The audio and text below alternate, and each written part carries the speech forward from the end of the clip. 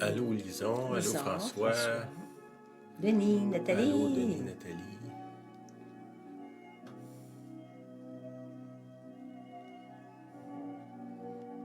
Allô Lison.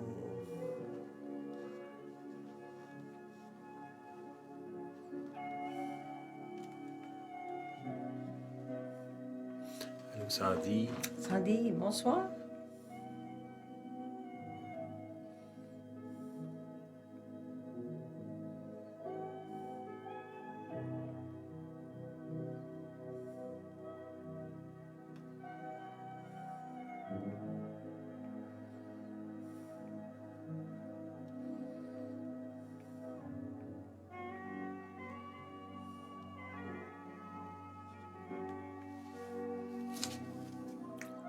Linda. Allô Linda.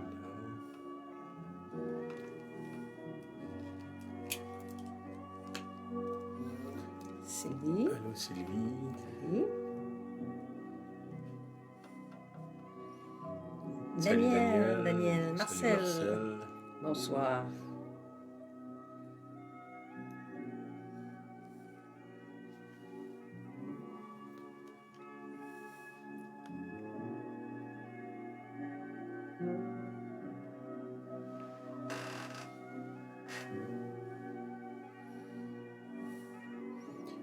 Allô Caroline. Caroline.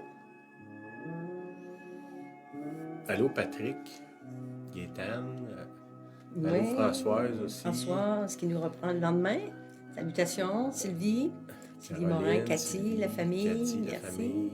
Étienne. Étienne. Yann. Salut Liane. Beaucoup d'amour à Yann. Bonsoir à ta mère, principalement Yann. Hein? J'ai prié pour elle. Amen. Amen. C'est bon. OK. On va voir ça.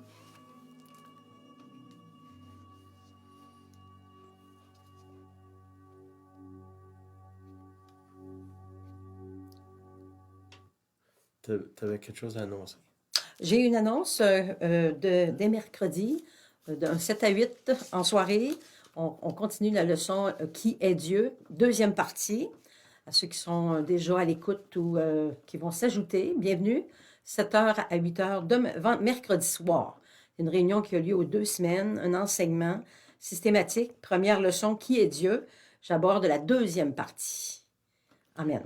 Si vous roulez dans la page Facebook Najo, vous allez voir plus bas, là, il y a la première, l'introduction, la première leçon, puis il y a un lien aussi pour trouver la feuille, finalement. Les feuilles sont sur... Si vous faites de l'impression, là. On vous encourage. OK. T'avais-tu autre chose? Non. OK. Le titre ce soir, c'est Es-tu des nôtres? Vous allez voir où on s'en va avec ça. Avant, je veux commencer. Seigneur, je prie que tu m'aides à délivrer ce message. Seigneur, je te demande qu'on puisse réfléchir dans le temps dans lequel on vit, puis que tu puisses nous guider, chacun de nous, à ta manière, là, selon ce que toi tu désires, Seigneur. Aide-nous à voir ce que toi tu vois dans ce qui se passe actuellement. OK, Amen. Amen. OK, bon, ceux qui fêtent la Saint-Valentin, peut-être qu'ils ne sont pas là à soir, ben, bonne Saint-Valentin. Joyeuse Saint-Valentin. OK, je vais commencer dans Josué 3, 7. OK, Josué, c'est un personnage de l'Ancien Testament. C'est l'assistant ou le serviteur de Moïse. Puis à un moment donné, Moïse part, puis Josué prend la relève finalement. Puis on va lire ça dans Josué 3, chapitre 3, verset 7. L'Éternel dit à Josué, « Aujourd'hui, je commencerai à t'élever aux yeux de tout Israël, afin qu'ils sachent que je serai avec toi comme j'ai été avec Moïse. » Okay? Une promesse de Dieu. Dieu il dit, je vais t'élever, dans le fond, je vais te rendre... je vais te donner une notoriété, je vais te faire que les gens vont te reconnaître dans tout Israël, comme j'ai été avec Moïse. Bon, on pourrait dire que Moïse, c'est probablement un des plus importants personnages de l'Ancien Testament, la loi de Moïse, là, on peut dire. Puis Josué, il dit qu'il va le rendre un peu comme semblable à Moïse, avec autant d'influence. Ça, c'est important. C'est une promesse de Dieu qui fait que, on pourrait dire que Josué est un homme marqué puis béni par la bouche même de Dieu. OK? Un petit peu plus loin dans Josué, le livre de Josué, là, c'est à peu près un quart de votre Bible, si vous partez de la gauche là, de la Bible. C'est le 6e livre de la Bible. Le 6e livre, c'est ça. Mhm. C'est après la loi de Moïse, finalement. Là. Je vais vous lire ça. Josué 5, 13. Comme Josué était près de Jéricho, il leva les yeux et regarda. Voici un homme se tenait debout devant lui, son épée nue dans la main. Il alla vers lui et lui dit. Okay, c'est Josué va vers cet homme-là qui apparaît soudainement devant lui. Juste avant Jéricho. Bon, les Jéricho, c'est une ville en Israël qui a été détruite là, par le Seigneur d'une façon extraordinaire. Là. Les gens, le Seigneur lui avait donné des directives, puis cette ville-là a été détruite. Ça, c'est juste avant la bataille de Jéricho. Puis là, il dit, es-tu des nôtres ou de nos ennemis? Puis c'est là-dessus que je vais mettre l'emphase aujourd'hui. Là. Es-tu des nôtres? Josué demande ça à cet homme-là, là, qui finalement, on va voir que c'est pas vraiment un homme, là, un homme en tout cas ordinaire. Là. C'est un ange. Es-tu des nôtres ou de nos ennemis? Puis là, l'ange répond, non, je suis le chef de l'armée de l'Éternel. Bon, juste ce que je viens de lire, OK? Josué, il vient d'avoir une promesse que Dieu va être avec lui, qu'il va combattre pour lui, qu'il va marcher devant lui, qui va l'élever, qui va faire de lui un grand leader. Puis là, il y a comme du renfort qui arrive du ciel directement, qui est là devant lui. Puis là, Josué, il demande, t'es-tu avec moi ou t'es avec les autres? Puis l'ange répond, moi, je suis pas avec personne sur la terre, là, je suis avec Dieu. Puis pourquoi c'est si important? Actuellement, là, on vit un niveau de division qui, moi, j'ai pas vu de toute ma vie au Canada, si on peut dire, puis même mondialement. Puis de façon micro dans nos familles, dans nos amis, notre lieu de travail, il y a une division qui se fait, là, qui est tranchante presque au couteau. Puis souvent, on va utiliser notre position comme croyant pour dire que Dieu est avec moi, puis il n'est pas avec toi. Tu sais, si moi j'ai une opinion, que Julien a une autre, c'est certain que Dieu est avec moi, là. Ça se peut pas qu'il soit avec elle. C'est ça. C'est ça. À moins que tu penses comme moi, que tu es sûr qu'il est avec toi, mais il n'est pas avec moi. OK? Puis, qu'est-ce qu'il dit ici? Dans le fond, l'ange, il dit, nous autres, dans le ciel, on n'est pas avec un groupe ou un autre groupe. On est avec Dieu. Puis, juste là, il y a eu beaucoup de divisions là, que j'ai entendues depuis des mois, là, on pourrait dire, qui sont basées sur ce que moi, je crois que Dieu croit. Puis que nécessairement, Dieu est d'accord avec moi. Là. Puis Dieu va m'appuyer dans tout ce que je pense. Donc, les gens qui ne pensent pas comme moi, ils ne sont pas de Dieu, ou en tout cas, ils ne sont pas approuvés de Dieu. Si un homme qui a reçu une promesse comme Josué, quand l'ange se présente devant lui et il dit je ne suis pas nécessairement avec toi, là, moi je suis avec Dieu. OK? Comprenez, là, j'ai dit pas nécessairement avec toi. Parce que si vous êtes un petit peu, vous avez un peu d'âge, là, vous savez que souvent on a pris des positions qu'on pensait que ça venait du Seigneur, puis ça ne l'était pas du tout. Là. Des gens qui ont fait des moves, qui ont changé de travail, de conjoint, d'église, qui ont acheté des choses, ils ont pris des engagements, puis ils nous ont affirmé dur comme fer que Dieu était dans ça, puis finalement, ça s'est avéré que c'était pas vrai. Là. Puis chacun de nous, la même chose pour nous, là, je ne lance pas la pierre à personne. C'est important que si on est pour approcher la question de la division, ça ne peut pas être moi j'ai raison, puis toutes les autres ont tort. Ici, ce passage-là nous montre clairement que finalement, Dieu, il est dans le camp de Dieu, puis il n'est pas dans mon camp ou dans le camp d'un autre. Puis ça, c'est fondamental. Puis on doit, comment je dirais, avoir une humilité dans ça. Il dit, non, je suis le chef de l'armée de l'Éternel. On voit qu'il fait une distinction entre ce qu'il y a dans le ciel, l'armée céleste, puis Dans ce cas-là, c'est deux armées, deux clans, deux groupes qui vont se battre. Puis nous autres, on pourrait penser que définitivement Dieu est avec Moïse, là, avec Josué, mais on va voir plus loin que c'est pas automatique. OK? OK, l'ange dit, j'arrive maintenant, je suis le chef de l'armée d'Éternel, j'arrive maintenant. Josué tomba sur le visage contre terre et se prosternant et lui dit, qu'est-ce que mon Seigneur dit à son serviteur? OK? Il y a immédiatement une attitude d'humilité qui est là, qui est importante. Si on veut marcher avec Dieu, il faut qu'on ait de l'humilité, là, de reconnaître que ça se peut que ma bonne idée ou ma position, où est-ce que je me suis braqué les pieds par terre, que peut-être qu'elle n'est pas bonne, là.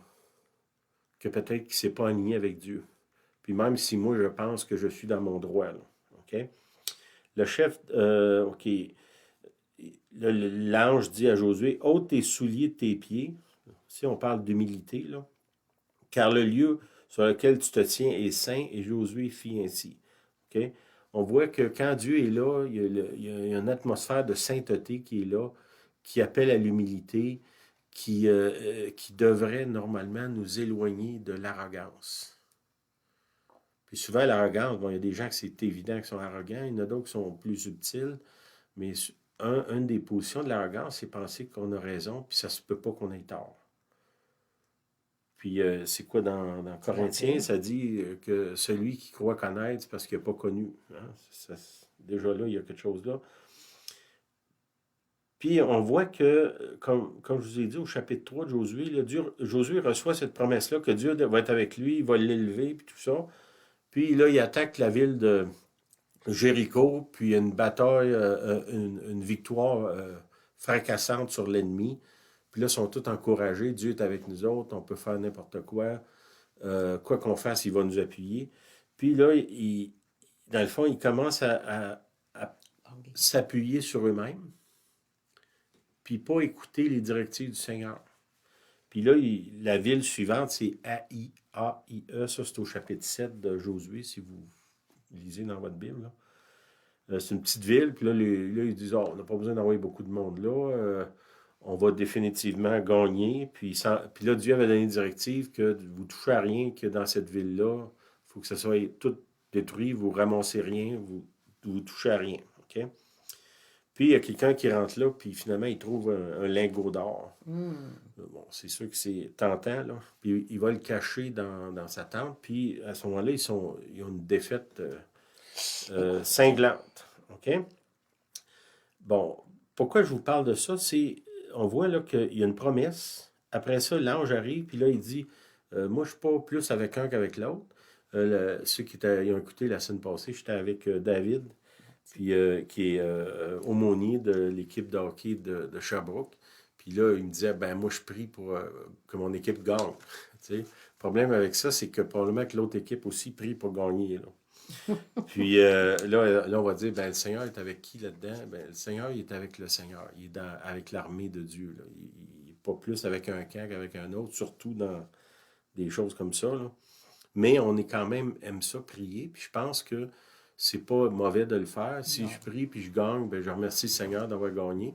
Si je prie puis je perds, je devrais remercier le Seigneur aussi parce que j'ai peut-être quelque chose à apprendre. Puis ceux qui avancent beaucoup dans la vie, souvent, c'est du monde qui ont eu beaucoup d'échecs.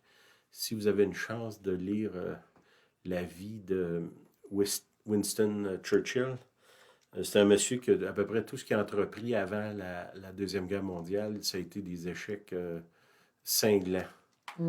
Puis quand il est arrivé plus tard, il a dit, tous ces échecs-là, c'était une préparation pour faire la plus grande œuvre de sa vie, là, finalement gagner la Deuxième Guerre mondiale. OK.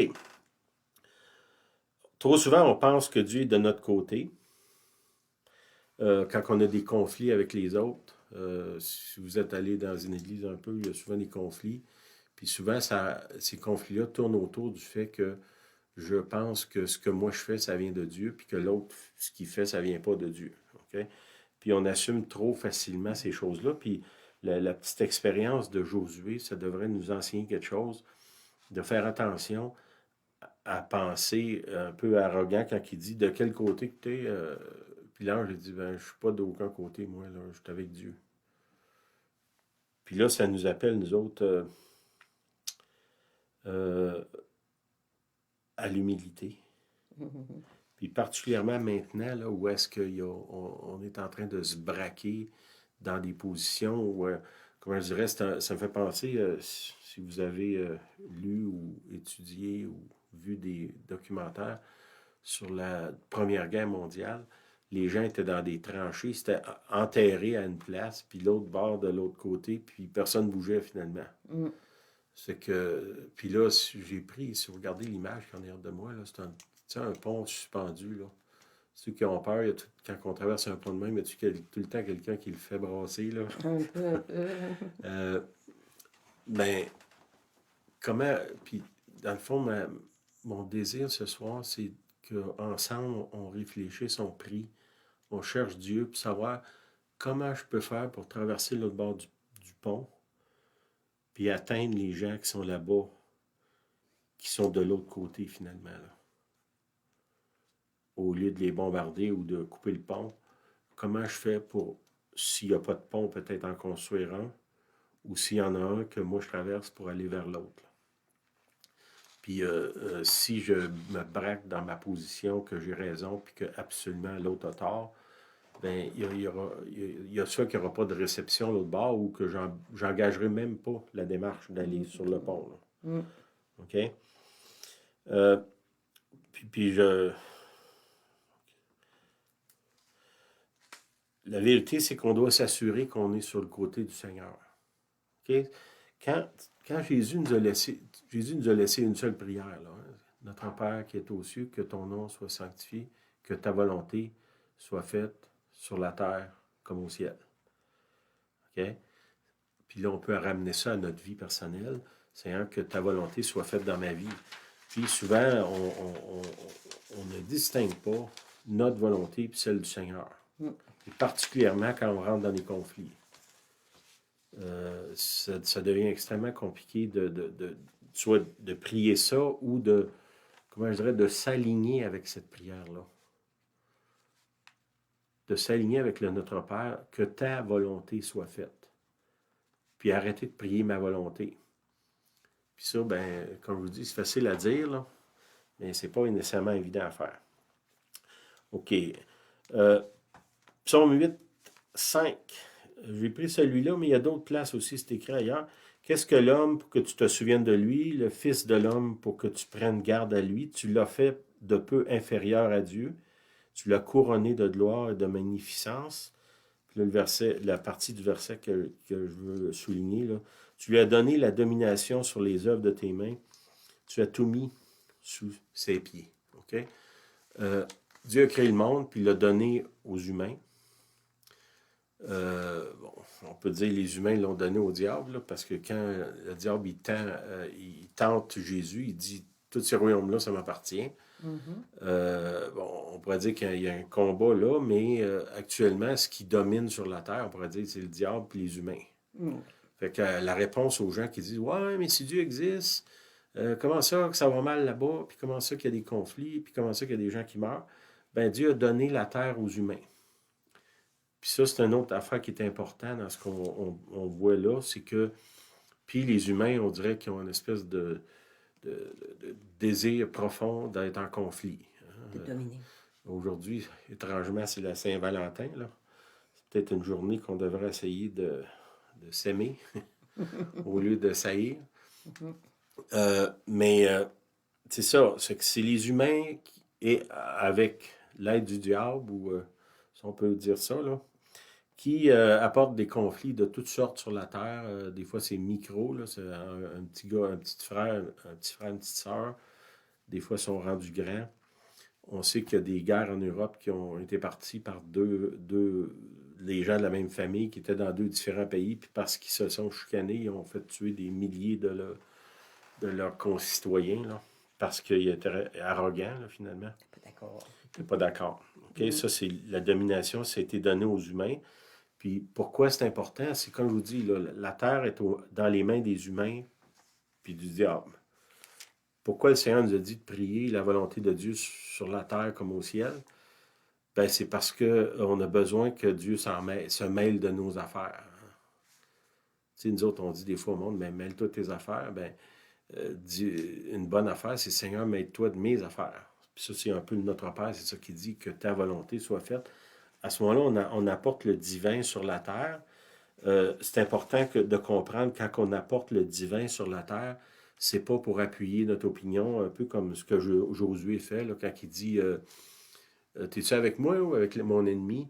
Là, l'ange dit non, non, moi je suis avec Dieu. C'est que si on veut avoir la volonté de Dieu sur la terre, alignons-nous avec l'ange, si c'est un ange, ou le Seigneur, ou le Saint-Esprit, là, ce que Dieu nous envoie pour s'aligner avec sa volonté.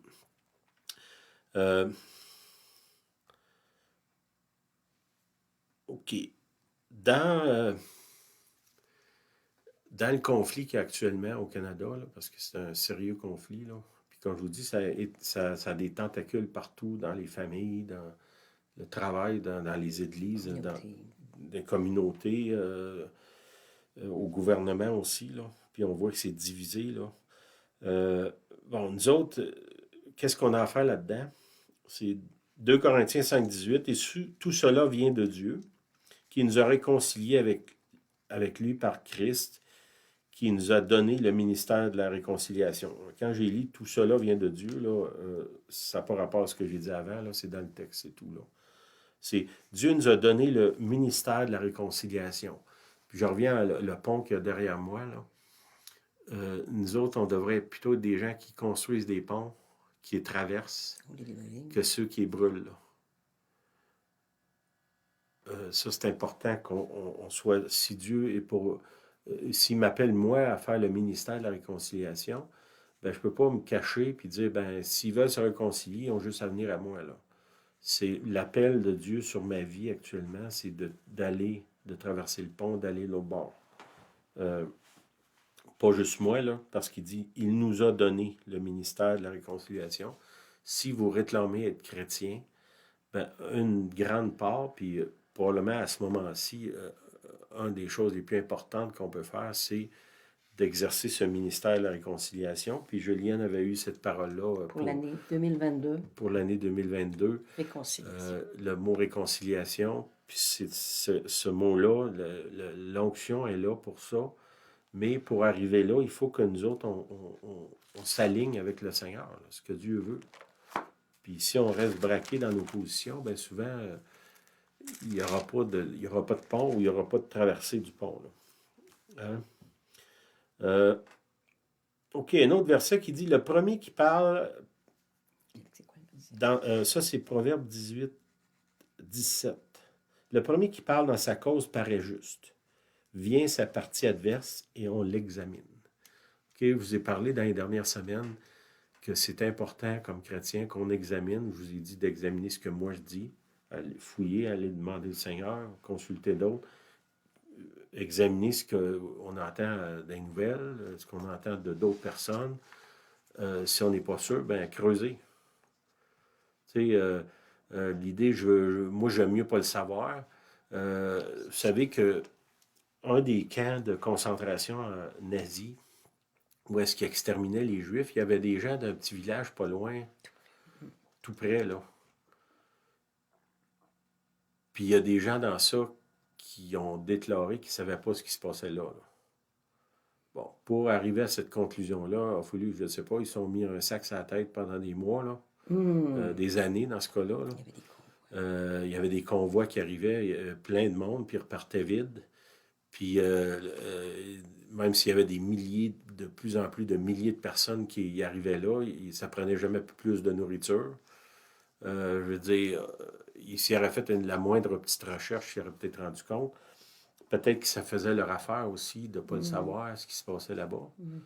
Mais ça, nous autres, comme chrétiens, c'est important. Vous savez que j'ai été dans une maison dans les Alpes où c'était un curé qui vivait là. Puis lui, il a gardé... cet homme-là, il a sauvé des Juifs qui étaient cachés dans sa cave, là, une espèce de cave voûtée, là, comme une cave à vin. Il les a cachés là durant la guerre, pendant longtemps. Il a sauvé des gens. C'est que Lui, peut-être qu'il s'était enlevé son sac sur la tête, là. Il a pris des risques aussi. Lui-même, il était en danger de faire ça, mais il se disait, je peux pas faire quelque chose. Il a construit des ponts. Ben, c'est ça, il a construit des ponts, même quand c'était au risque de sa propre vie. OK? Bon, on n'est pas là ici, là, mais il y avait quand même l'exemple est bon, là.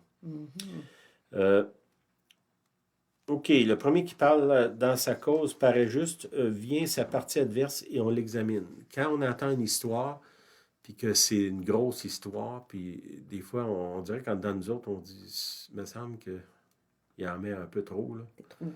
On voit ça quand on est pris, nous autres, souvent, parce qu'on est pasteur, dans le milieu de conflits avec des gens, des fois c'est des groupes. C'est que, puis il y a vraiment ça, quand tu entends un côté de l'histoire, ça a l'air, l'autre il paraît très mal, puis finalement quand tu vas voir l'autre, ben ça met un peu de la balance, là. OK? OK. En fin de semaine, je suis allé à Ottawa. Justement basé un peu sur ce verset-là. J'entendais des choses aux nouvelles. Je ne vous cache pas là, que depuis quelques années, je sais que beaucoup ce qui se dit aux nouvelles, c'est pas nécessairement du mensonge, mais c'est juste un côté de l'histoire. Biaisé. Dans certains cas, avec le temps, on se rend compte que c'est des mensonges, là. Mais c'est souvent juste un côté. Puis pour avoir la vérité, ben il faut chercher. Je ne veux pas passer ma vie à chercher ce qu'ils disent ou non aux nouvelles, mais il y a des choses qui sont importantes. Puis dont ce qui se passe actuellement, là, je parle du convoi, là. Ce convoi-là, c'est probablement le plus gros rassemblement, événement de l'histoire du Canada, là. Si vous fouillez, allez voir dans YouTube, il y a des vidéos. Quand ces gens-là ont traversé le Canada, il n'y a presque aucun viaduc où il n'y avait pas des centaines de personnes pour les accueillir. Bon, le Canada, je pense, c'est 7000 kilomètres, là, ou en tout cas autour de ça. Il y a probablement des centaines de viaducs, là, si ce n'est pas des milles, là. Puis il y avait du monde partout. C'est que c'est pas juste un petit groupe de gens isolés, là. C'est un mouvement qui est énorme. Puis je parle pas d'être d'accord ou non avec ça. Ce que moi, je me dis, quand il arrive un événement important comme ça, il faut que nous, comme croyants, on se dise, ben Seigneur, qu'est-ce que tu es en train de me dire avec ça? Qu'est-ce qui se passe? Puis, je reviens à mon idée du début. Pour moi, c'est un mouvement civil. Il y a définitivement des chrétiens, puis des non-chrétiens, puis du monde droite, puis du monde croche, là, dans tout ça. Mais c'est un mouvement national qui est énorme. Puis on doit, nous autres, se poser la question, qu'est-ce qu'on fait? Parce que ce mouvement-là fait partie d'une division qu'il y a dans notre pays, là. Puis je vais vous expliquer un peu ce que j'ai vu. J'allais voir, j'ai posé des questions. J'ai demandé au Seigneur qu'est-ce que tu veux me dire. Puis là, ben, j'ai rencontré des gens. Puis j'ai même fait des vidéos, là. Je ne les posterai pas parce que c'est du monde que. Bon. Une des choses que j'ai entendues, c'est que ce mouvement-là était raciste, puis misogyne, puis des néo-nazis, puis tout ça. Bon. Un monsieur d'Ottawa qui vient, puis que les résidents d'Ottawa étaient absolument contre ça, puis qui voulaient que ce monde-là s'en aille. Pendant que j'étais là, j'ai rencontré un monsieur qui vit à Ottawa avec sa femme. Un monsieur âgé, là. Âgé, peut-être qu'il avait mon âge. Soixantaine avancée. Non, peut-être un petit peu plus vieux que moi. Il était avec sa femme le soir tard, pendant que c'était plein de monde dans les rues. Puis, c'est un Africain, un monsieur d'Afrique. Je ne me souviens pas de quel pays exactement qui venait, là, mais c'est un Africain. Puis là, j'ai commencé à jaser avec parce qu'il y avait une espèce d'atmosphère bon enfant dans toute cette affaire-là. Puis, j'ai demandé, j'ai dit, les gens disent qu'ils se sentent en danger ici. Est-ce que vous vous sentez en danger? Il dit non. Il dit, on vient ici tous les soirs, on jase avec des gens, on est accueillis, on se fait offrir de la nourriture, à boire des cafés, des choses. OK. Lui était là à tous les soirs, là, parce qu'il vit dans ce quartier-là. C'est que les gens ils ont envahi son quartier, finalement. Là. Puis j'ai été euh, j'ai vu que le monsieur entendait à rire. J'ai demandé, j'ai dit, vous, êtes-vous un nationaliste blanc? Puis là, il est parti à rire parce que c'est un Africain. Là. Ça ne devrait pas être un nationaliste blanc. Parce que, aussitôt qu'il y a des gens qui font une manifestation, ben c'est automatiquement des nationalistes blancs, des racistes. J'ai vu plein de Noirs, là, des Sikhs. Sikhs, c'est ceux qui viennent de l'Inde avec un turban. Des Amérindiens. Il y avait des gens des pays arabes. Il y avait plein d'Africains aussi, des gens d'Haïti qui étaient là. Il y avait des gens d'un peu partout, de toutes sortes de classes sociales, de tous les âges. J'ai vu plein de grands-parents qui étaient là, qui s'inquiétaient pour l'avenir de leurs enfants, de leurs petits-enfants. Puis, comme je vous dis, j'ai demandé à des gens, avez-vous été, le monsieur justement d'Ottawa, j'ai demandé, avez-vous été témoin d'un seul acte de violence ici? Il est parti à rire. Ça, c'est un que j'ai rencontré. Une histoire que j'ai entendue qui m'a vraiment touché, c'est un camionneur. Le camionneur me faisait penser à un des frères qui est dans notre réunion du mardi, là. Monsieur costaud avec une barbe, les cheveux blancs. Le parfait grand-papa, là. Puis, monsieur, un tough, c'est un camionneur, là, il contait son histoire, puis il pleurait. Il dit qu'il est allé dans un magasin, parce que les magasins à Ottawa sont ouverts, il y a des épiceries. Puis il est rentré là, puis lui, bon, ils ont une manifestation contre les masques, fait que lui, il a dit, moi, je ne mets pas de masque. Il est rentré dans le magasin. Puis il y a une petite fille de 4 ans qui a couru vers lui. Puis elle a crié, « Gars, maman, je vois le visage du monsieur. » Puis là, elle s'est mis à toucher son visage. Là, le monsieur, il comptait ça. Moi-même, je compte ça, ça me touche parce que je me dis, la petite fille qui a 4 ans, ça fait 2 ans que quand elle sort de chez eux, elle ne voit pas le visage du monde.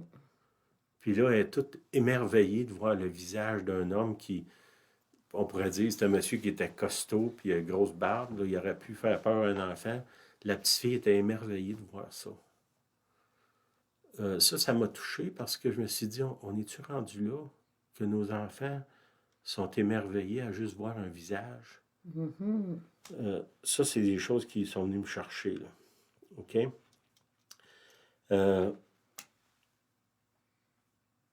Puis, je voyais aussi le drame, il y a un drame humain qui se passe là, dans la division. Puis, je parle pas nécessairement d'un côté ou l'autre, là.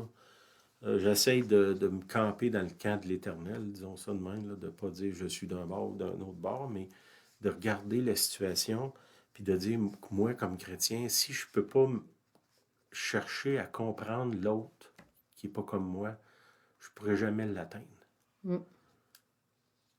On a voyagé beaucoup depuis quelques années. J'ai été dans toutes sortes de places, là, dans un camp de réfugiés en Afrique, dans des places très pauvres au Mexique. Je me suis assis avec des gens qui sont milliardaires. Une maison 4 étages avec un spa sur la galerie du 4e étage. Des gens, des ouvriers, des ingénieurs, des gens qui ont inventé des choses qui sont à la NASA. Toutes sortes de monde. Puis si on n'est pas capable d'aller vers eux autres puis d'essayer de comprendre qui ils sont, parce que le royaume de Dieu, c'est des gens. C'est pas des organisations, c'est pas des statistiques, c'est pas des pourcentages, c'est des personnes. Puis il faut qu'on ramène ça. Puis je viens d'en parler beaucoup dernièrement de... C'est quoi ton mot? Déshumaniser. Je vais peut-être te mettre une minute. Oui, vas-y. Le 10 janvier, à la fin de la réunion du 10, j'apportais le mot déshumaniser. C'est un mot qui m'avait comme toute la semaine, m'avait revenu sans cesse. Puis dans ma réflexion, je suis allée au dictionnaire et je vous avais donné la définition du dictionnaire. Déshumaniser, c'est faire perdre le caractère humain, la condition humaine de l'homme et de la femme. Finalement, c'est le contraire, c'est humaniser. Puis, si je viens à la visite qu'on a faite à Ottawa en fin de semaine, je vais vous donner mon expérience. Alors qu'on on a voyagé, on a été dans les aéroports, on a visité différents pays. Il y a plus de 2 ans qu'on est confinés chez nous. On reçoit des gens un à un ou un couple, mais au travers d'une foule qui était en joie, festive, je me suis sentie un petit peu mal à l'aise. Et là, ma question, je vous le confesse, c'est que est-ce que moi, je suis déshumanisée en raison des 2 dernières années? Et je crois que oui. Et ça m'a fait réfléchir plus de 24 heures. Comment je me suis sentie au travers d'une foule que jamais j'avais senti ça avant. Donc, moi, j'ai régressé dans mon humanité. Et en discutant avec une de mes filles, hier, entre autres, elle a répété la même chose, qu'elle se sentait régressée dans son humanité. Et on s'est mis d'accord comment faire pour changer la situation, comment on fait pour humaniser moi, premièrement, et les autres autour de moi. C'est qu'à chaque fois que je rencontrerai quelqu'un, on s'est lancé un défi, je vais lui sourire et lui dire bonjour ou bonsoir. Une quelconque personne que je rencontre, que ce soit dans un centre d'achat, une épicerie, une grande surface, sur le trottoir, je lui dis bonjour et je lui souris.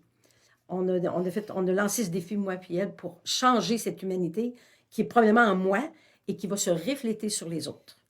Amen. Sylvain, continue. Amen. Ben, Seigneur, ce que Julienne vient de dire, je te prie pour moi, là, puis aussi chacun des autres, que tu nous redonnes, Seigneur, notre humanité, si on peut dire ça comme ça.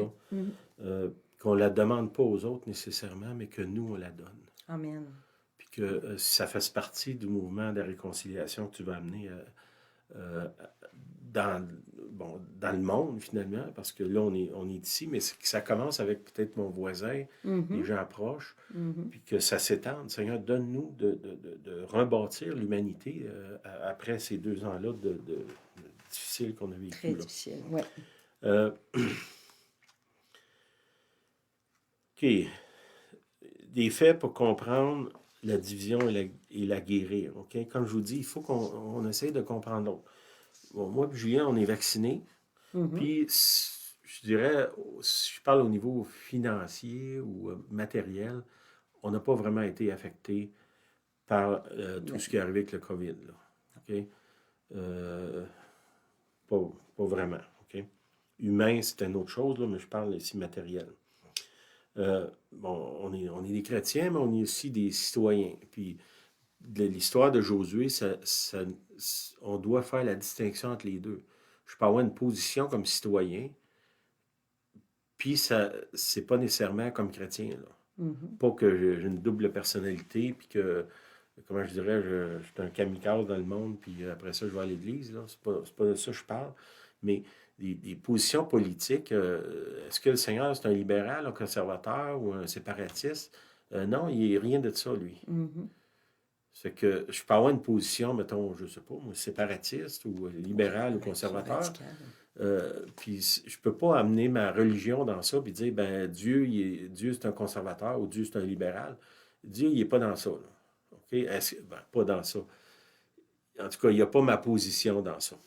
Disons ça comme ça. Là. Puis de penser que le Seigneur, il a parti un parti politique. S'il aurait voulu faire ça, il l'aurait fait sur la terre. Puis on voit qu'il a tout fait pour éviter ces affaires-là. Même quand Pilate a essayé de le questionner, il n'a pas embarqué dans ce débat-là. Est-ce que Jésus avait des opinions? Définitivement. Bon, c'est Jésus, il est Dieu. Là. C'est sûr que ses opinions étaient alignées. Probablement pas toutes les miennes. Là. OK.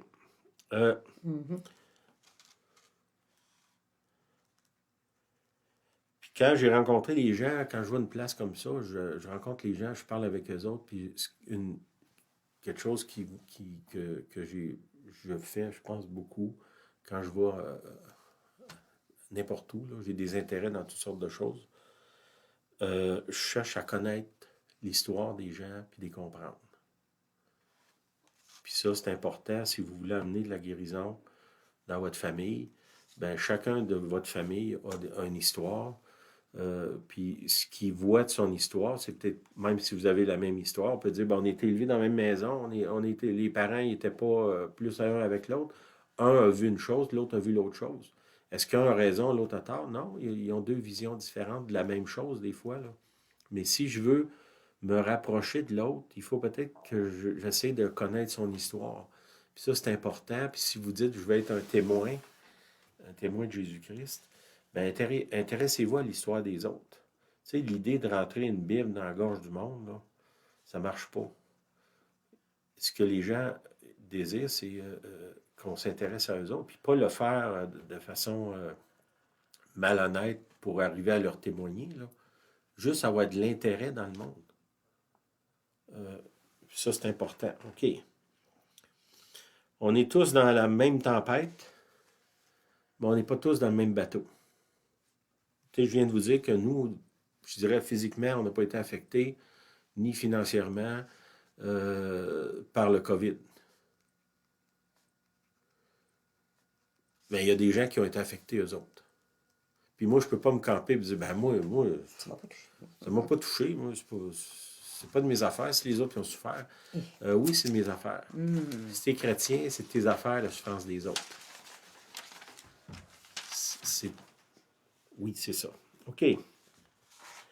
Une des choses que j'ai vues, c'est dans cette manifestation-là à Ottawa, c'est la manifestation des gens sans voix. OK? Ça, c'est des gens qui ne sont pas syndiqués, qui n'ont pas de convention collective, qui n'ont pas des jobs garantis, qui ne travaillent pas pour des grandes corporations, qui n'ont pas des salaires nécessairement très élevés. C'est du monde, puis ils n'ont pas personne qui représente. Ils ne font pas partie de corporations. En tout cas, une grosse partie de ce monde-là, je ne veux pas dire tout le monde, mais une grande partie, c'est beaucoup des petits entrepreneurs, des coiffeuses, des gens qui ont des gyms, des vendeurs, des travailleurs autonomes, des gens qui ont des commerces, des restaurants, des hôtels, des plein air, ou qui travaillent dans ces domaines-là, puis plusieurs professionnels aussi. Puis c'est des gens qui ont été affectés gravement financièrement. On dit, ils donnaient la PCU. Ouais, mais quand tu as un régime de vie à 2000 $ par semaine, puis tu tombes à 500, il en manque, là, il manque 1500. Là. Puis souvent, ce 1500-là, c'est des engagements financiers, des paiements d'un commerce, des paiements dans le cas des camionneurs, ben, c'est le paiement du camion, les frais, les assurances, les licences, les permis, toutes sortes de choses. Mais ça, c'est pas couvert. Là. Puis beaucoup, les coiffeuses, ben, souvent, ils louent une chaise dans une place, ben, je sais pas, mettons, ça coûte 500 par mois, ben, puis là, tu n'as plus de revenus ou ton revenu tombe au quart ou au tiers, ce qui n'a pas été le cas de nous autres, puis de beaucoup de gens qui ont des jobs garantis. Ben, si vous êtes dans les gens des jobs garantis, ben, remerciez le Seigneur pour ça, mais ne méprisez pas l'autre qui est tombé à un quart de son salaire ou dans certains cas zéro. Le petit monsieur africain que j'ai rencontré, sa femme, elle a perdu son emploi. Ben, moi, c'est sûr que ça ne m'a pas affecté, là. Mais ça se peut-tu que je peux être affecté par sa perte à elle? Ça se peut-tu que Jésus qui pleure sur Jérusalem, il pleure sur les gens. Il pleure sur les gens, là? Ben oui. Ben, est-ce que nous autres, on peut pleurer sur la misère des autres ou on juste s'asseoir puis s'enfermer dans notre bénédiction, si on peut appeler ça de même, puis dire, ben moi, je ne suis pas affecté. Les autres, ils ont juste à s'arranger. Ça, c'est des choses que j'ai vues, là. Puis ça, pas juste là, ça fait quand même 2 ans qu'on rencontre des gens. Ben, même si moi, je ne suis pas affecté, je peux compatir avec l'autre, là. Puis comprendre le fait qu'il est fâché. Qu'en plus, là, tu sais, si je prends la manifestation d'Ottawa, c'est des gens qui manifestent pour avoir le droit de travailler. Le droit de travailler. Puis ça, c'est biblique, parce que dans la Bible, ça dit, tu ne travailles pas, tu ne devrais pas manger non plus. C'est une cause. Est-ce que l'essence de cette cause-là, je ne dis pas que tout ce qu'ils font, ça vient de Dieu, mais l'essence même, le désir de travailler, donnez-moi la possibilité d'aller gagner ma vie. Bien ça, c'est important, là. OK. Bon, je reviens à nous autres. Nous autres, on vit à la campagne. On est rendu à nos pensions. On n'a plus de paiement. On est des gens extrêmement autonomes. On n'a pas de jeunes enfants. Ça Fait que nous, on peut s'asseoir dans la maison, là, puis C'est parti. même si on ne va pas au restaurant toutes les semaines, on peut survivre à ça. Là. Mm. Puis le gym, j'ai juste à aller dehors puis pelleter, là, si je veux. Puis le cinéma, je n'y allais pas de toute façon. Puis à cette heure, les gens ils ont Netflix, ils n'ont plus besoin d'aller au cinéma. Ça fait que je peux m'asseoir dans mon confort, puis au moins essayer d'oublier que les autres souffrent. Mais il y a quelque chose de tordu dans moi, là, c'est Attention. la nature de Jésus est là, puis elle ne me lâche pas. D'essayer de voir les autres, puis de voir leur misère. Attention. Puis je suis comme pas capable de me défaire de ça, même si j'ai tous les éléments pour le faire. D'aller vers l'autre qui souffre, puis de dire, mais y a-t-il quelque chose que je peux faire ou simplement l'écouter son histoire?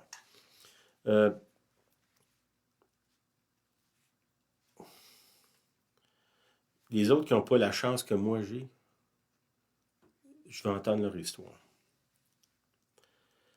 Je parlais avec des gens qui ont perdu leur emploi, leur maison, les entreprises. D'autres qui ne sont pas sûrs qu'ils vont s'en sortir. C'était triste. Si vous suivez les nouvelles, là, il y a des choses qui ont apparu. On n'a pas de la télévision de nouvelles chez nous, là, mais des enfants sur les antidépresseurs dans 0 et 4 ans. L'augmentation de, je pense, c'est 80%. Bon, moi, je veux pas d'enfants, ça me dérange pas. Vraiment? Oui, ça me dérange. Oui, c'est ça, oui, ça me dérange. Oui, ça me dérange. Ça me dérange grandement. C'est relié directement à des mesures qui sont là. Mm. Bon, est-ce que, comme je vous dis, moi, je peux dire, bon, moi, ça ne m'affecte pas, ça. Oui, Si ça ne vous affecte pas, là, vous avez un sérieux problème. Des enfants dépressifs, suicidaires. J'ai entendu quelqu'un cette semaine qui est allé à l'hôpital. À l'urgence, à l'hôpital Laval. Puis il arrive là que son enfant qui est suicidaire, il ne sait pas trop quoi faire avec. Là, il s'assit là, puis c'est plein d'autres enfants avec soit un intervenant scolaire ou d'autres. Lui, il a essayé de se suicider, l'autre en dépression. C'était pas des COVID, là. De 7 ans à 10 ans. Des très jeunes enfants qui étaient là. Les couples, les familles déchirées. L'autre chose qui m'a frappé, puis ça, si vous prenez des notes, là, prenez ça en note. OK? J'ai vu ça des deux côtés de cette division-là.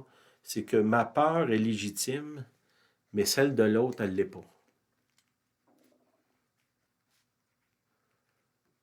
Que moi, j'ai peur d'avoir le COVID, puis que je me suis triple vacciné, ça, c'est légitime.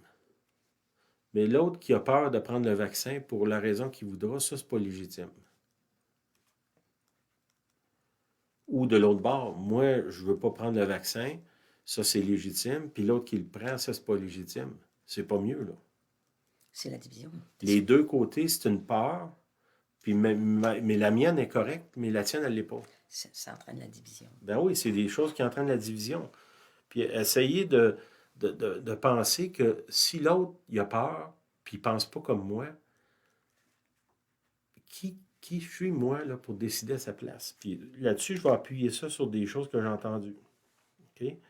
Les gens qui ont peur de sortir, ils ont peur des autres. Je viens de parler de son sentiment quand il est allé là-bas. Un peu un sentiment, tu te sens agressé parce qu'il y a du monde. Oui, oui. Mais ça, il y a des peurs dans ça. Donc, nous, comme je vous dis, on était habitués à voir beaucoup de monde.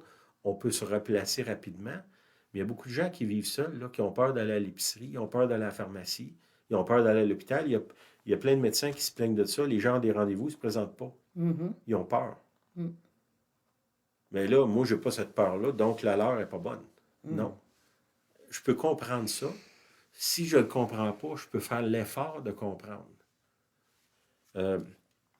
Après ça, il y a de la méfiance qui est là de celui qui ne pense pas comme moi.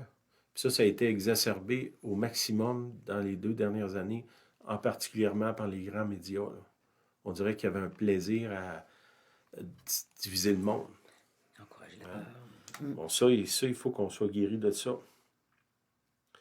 Bon, les gens qui ont peur de se faire vacciner, ça se peut-tu qu'ils ont des peurs légitimes? Possible. Je vais vous conter des choses que j'ai entendues. Des jeunes filles, des jeunes femmes Que l'on connaît bien. qu'on connaît, que j'ai parlé avec elles, qui ont eu le vaccin, puis leurs menstruations se sont transformées en hémorragie.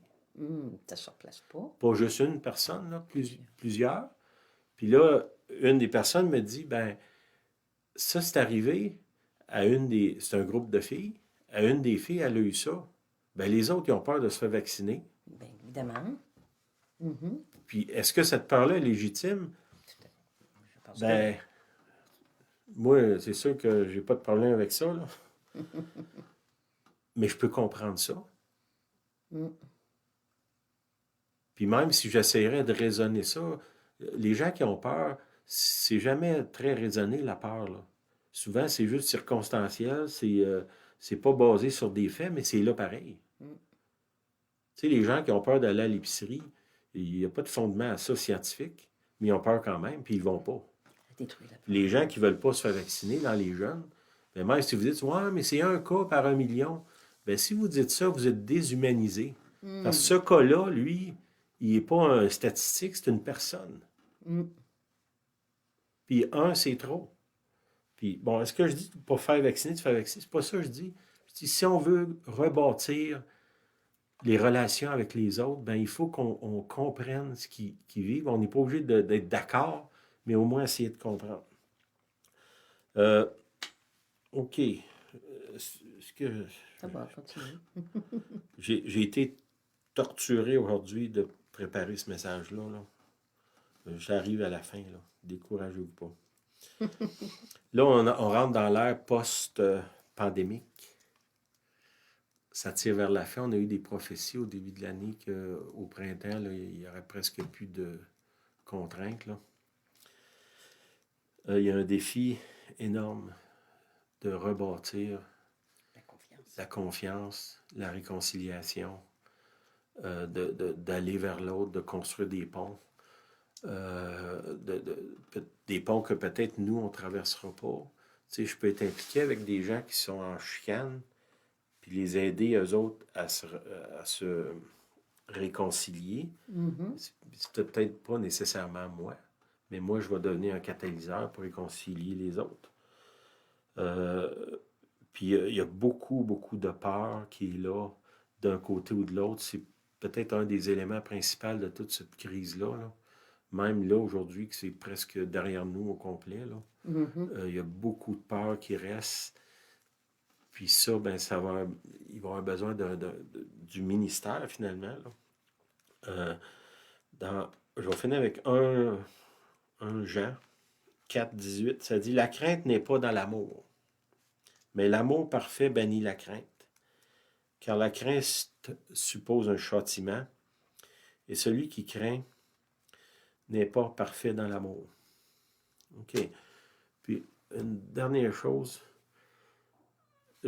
j'aimerais ça qu'on se mette d'accord, puis quand je vous dis là, qu'on soit d'un bord ou l'autre, là, actuellement, le premier ministre du Canada, il y a une attitude arrogante qui divise les gens comme ça se peut pas. Mm. Puis ce que je vous demande, c'est de prier pour lui. Priez pas là, s'il est dans mon camp ou dans l'autre camp. Là, priez que pour lui, parce que lui aussi, c'est un humain. C'est un être humain. On ne veut pas le déshumaniser. Il est pris, il y a des décisions à prendre, puis c'est pas facile, puis tout ça. Mais c'est clair que les décisions qu'il prend actuellement, c'est en train de diviser encore plus le monde. Puis il y a un danger dans ça, là, que ça se radicalise. Tantôt, je vous ai dit... j'ai un autre verset que j'avais. Attendez un petit peu. C'est dans les Actes des Apôtres. L'ai-tu passé? Ah oui, c'est bon. 4-13. Ça, c'est Acte 4-13. Ça, c'est les gens du Saint-Hédrin, là, le gouvernement de l'époque. Là. Lorsqu'ils virent l'assurance de Pierre et de Jean, ils furent étonnés. Et sachant que c'étaient des hommes du peuple sans instruction, ils les reconnurent pour avoir été avec Jésus. Mm-hmm. Okay? Quand ils ont vu que c'était du monde ordinaire, ils ont méprisé. Puis il y a ça actuellement dans une partie du gouvernement, de mépriser les gens de la classe moyenne ou de les paysans, là. Mhm. Les hommes du peuple sans instruction. Euh,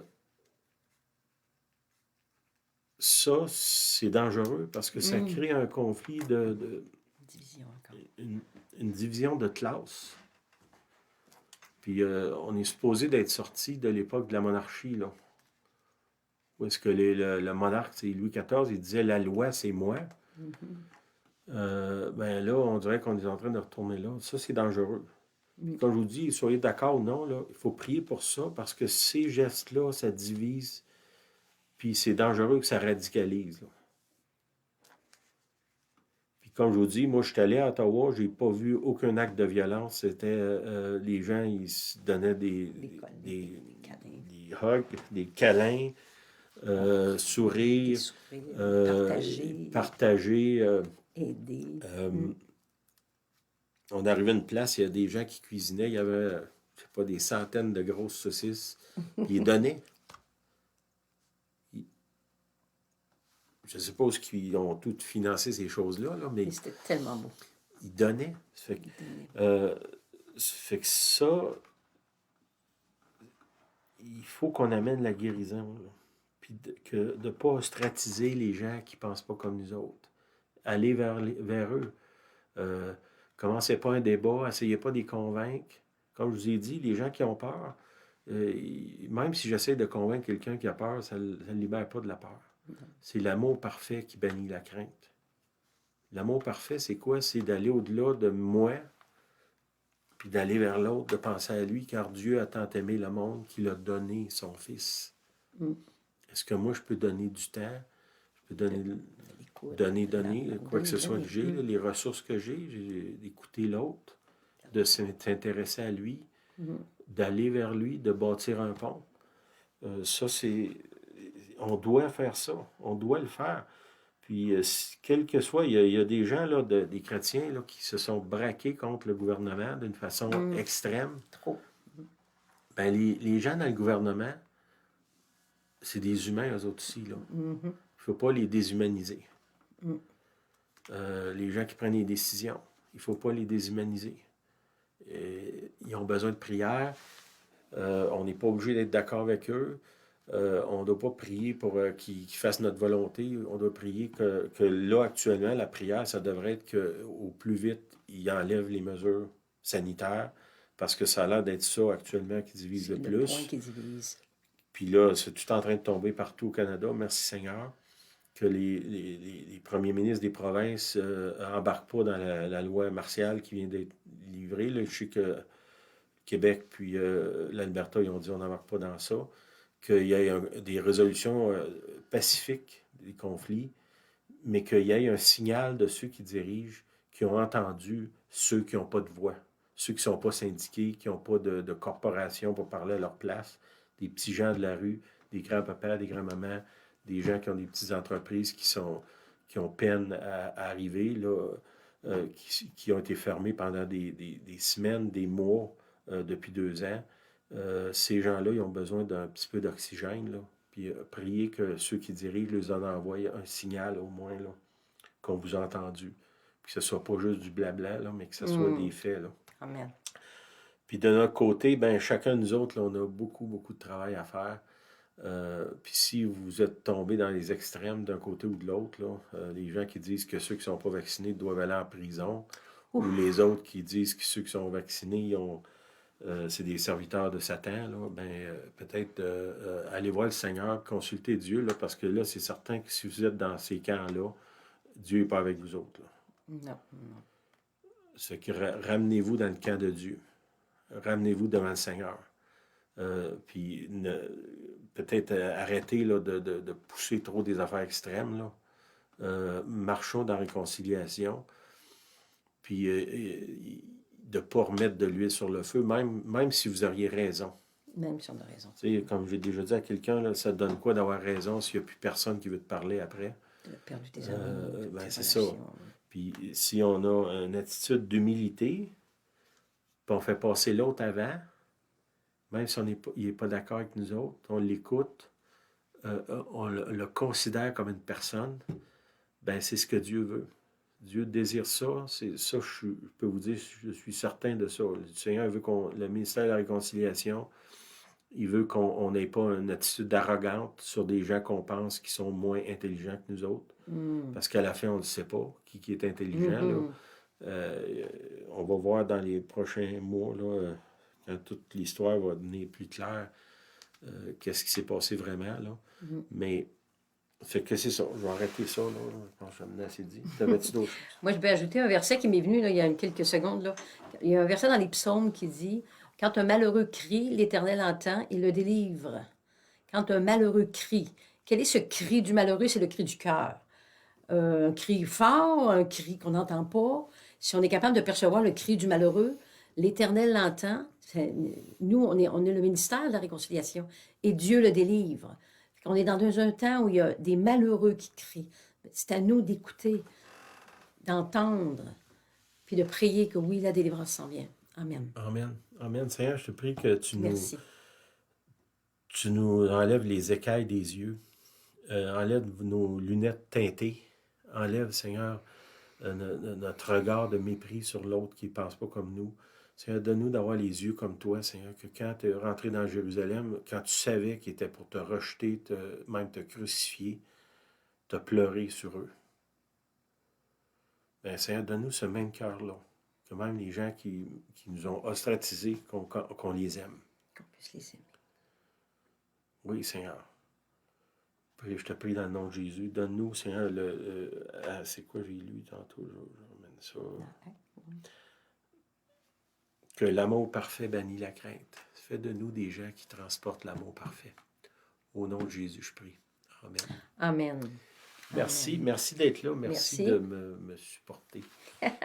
Merci d'être avec nous. M'endurer. Comme je vous ai dit, là, c'est pas facile de parler de ça, mais je pense que je devais le faire. Puis, si ça vous a choqué, c'est bon. Troublé aussi? Oui, troublé. Allez devant le Seigneur. Amen. Oui, c'est bon. Je vais arrêter là. Il y a d'autres choses. OK, soyez bénis. Bonne semaine. Merci d'être là. Tout un défi pour la semaine. Oui, on a de l'ouvrage à temps plein. Tout un défi. Amen. On vous aime.